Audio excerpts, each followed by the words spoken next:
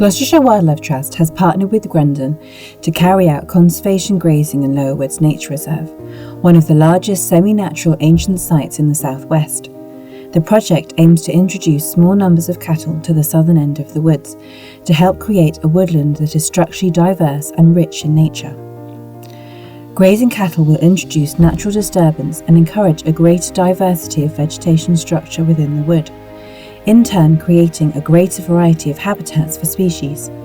Land Management Advisor Tom explains how the cattle will help to maintain and enhance a mosaic of different habitats. So what we're trying to do is replicate natural processes of large grazing animals, and the cows coming into the woods will graze and browse the grasses and the shrubs and trees, and in doing so they'll create a much more complex habitat. And that's then beneficial for different flora and fauna, and in that complexity you'll get a much greater diversity of species. As the cows wander around, they'll graze, they'll browse, they'll disturb the ground, they'll create microhabitats, they'll dung. That's very good for insects, particularly beetles, and then that is then good for birds and bat species. So it's about creating greater complexity with the animals present. Once the cattle were introduced into the wood, a group of volunteer stock checkers helped to check their health and welfare. All volunteers attended a livestock checkers training course, which covered animal health, behaviour, welfare and safety protocols to ensure that volunteers had the appropriate knowledge and confidence to safely and competently check the cattle. Through checking livestock, volunteers have the opportunity to also learn more about the ecology of the site and the work of the land managers. I was invited to have a look around Swifts Hill and really enjoyed doing it, enjoyed the walk, enjoyed learning about the importance of grazing in landscape conservation, and I've been doing it now 2 or 3 years and absolutely love it. Being outdoors and the opportunity to roam around in glorious countryside, we are so lucky where we live. I've learned a lot from my peers and from the land managers, and indeed from the grazier himself. I've learned about the life cycles of invertebrates that I see on the grassland and of the different flora, and it's the learning, I think. It's just, there's so much to learn and I've hardly started.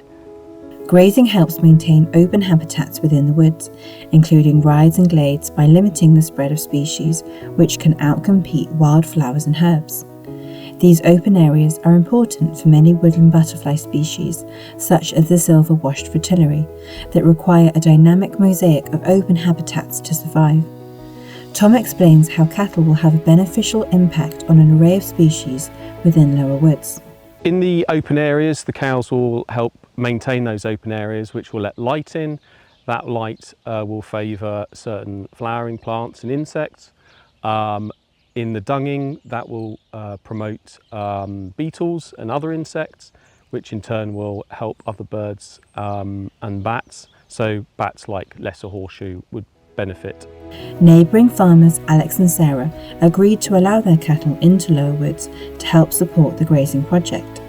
They enjoyed watching the behaviour of the cows as they became increasingly adventurous, exploring wide areas that they had access to.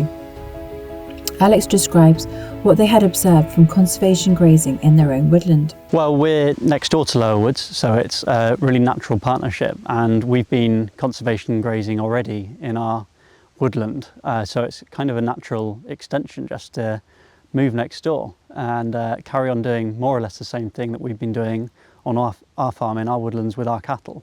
So it just makes sense, I think. They eat the grass and they browse the willow and some of the ash, but we certainly haven't found any negative consequences.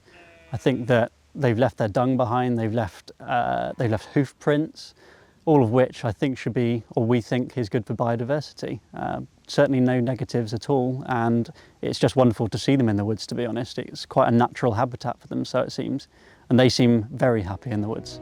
The cattle will be reintroduced back into Lower Woods in late spring 2026 and taken out again in the autumn. This is to avoid the cattle remaining in the woods during the winter, when their hooves would easily poach up wet ground, as well as having a negative impact on delicate woodland flora. We look forward to seeing the cattle back in the woods and observing how their presence benefits a wide array of species and supports a more structurally diverse woodland.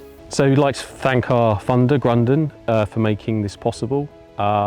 We'd like to thank our neighbours, Alex and Sarah, for providing the cattle and being involved in the grazing, as they're very keen and interested in the conservation of the site.